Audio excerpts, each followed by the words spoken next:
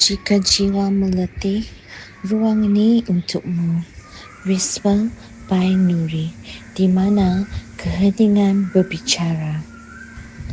Ya Allah, tenangkan hati yang gelisah, kuatkanlah jiwa yang letih dan limpahkanlah cahayamu ke dalam setiap ruang yang sunyi dalam diri kami. Amin. Saat hatiku mula letih, dilindungi diam dan duka, aku bertemu bayangan yang pernah ku kenal. Yang dulu berdiri megah, kini lunak disapa musim. Tubuh yang dulu kuat tidak lagi tergoyah, garis-garis kini melakar. Detik-detik yang telah ku lalui, tahun-tahun emas telah berlalu, namun tetap aku bangkit.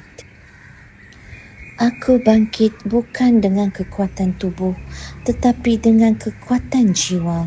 Masih mencari, masih menjadi, bukan untuk menyalakan semula matahari yang pudar, tetapi untuk mengingat cahaya itu tak pernah hilang. Ia sentiasa ada di dalam diriku. Dalam sunyi yang menyakitkan, saat usia bertambah, hatiku mula terbuka.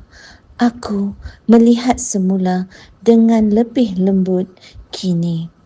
Wajah ini, mata ini, kulit ini, rambut ini disentuh waktu. Namun, waktu tidak bisa menyentuh cahaya yang ku bawa.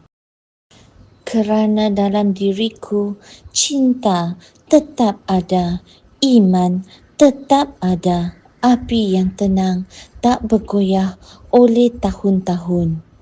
Keindahanku tidak pernah hilang, hanya berubah. Ia hidup kini dalam damai, dalam pengertian, dalam cahaya yang ku temui di dalam diri.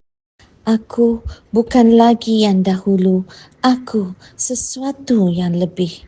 Bukan mentari yang pudar, tetapi cahaya yang bersinar dari dalam.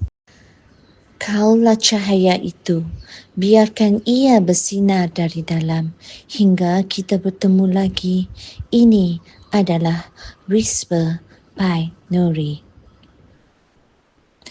Jika bisikan ini menyentuh jiwamu, kembalilah dan ikuti cahaya itu. Di sini, dalam ruang